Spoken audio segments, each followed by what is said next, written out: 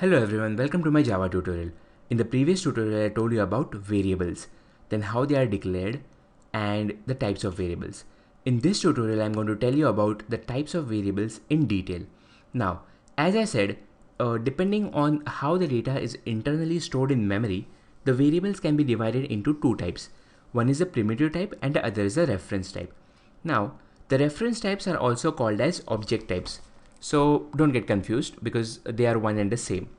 So now let's begin.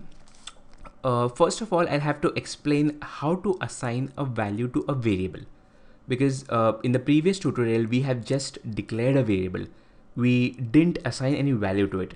So now we'll see how to assign a value to a variable.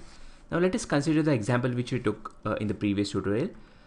In the previous tutorial we have declared a variable x as follows. So this is the way we declare a variable. Now to assign a value to it, we have to write something like this. So it's quite simple. So the value 10 will be loaded into the variable x. So whatever is on the right hand side will be loaded into the variable on the left hand side. So it is as simple as that. Now similarly, we can assign the value to a reference type or an object type. Let's say string str equal to double quotes ABC. Now since it is a string, we have to use double quotes for assigning the value. Now as you can see, the method of assigning a value to a variable is same for both primitive type and reference type. We have a common assignment operator in between. And this is, by the way, it's called the assignment operator. It is not equal to, it is called assignment operator. Okay, so this is the way we assign a value to a variable. Now what is the difference between primitive types and reference types? Now the difference is observed on how the data is internally stored in the memory.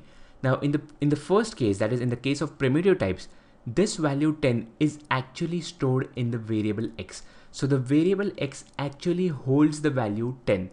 But in the case of reference type or object type, the variable str, in this case the variable str contains the memory address of the string object to which it is pointing. So it does not directly hold the value. Okay, so it points to the actual object. So it is like a reference to the actual object. Okay, so this is the difference between primitive type and reference type. So the primitive type actually holds the data, whereas the reference type contains the memory address of the object to which it is pointing.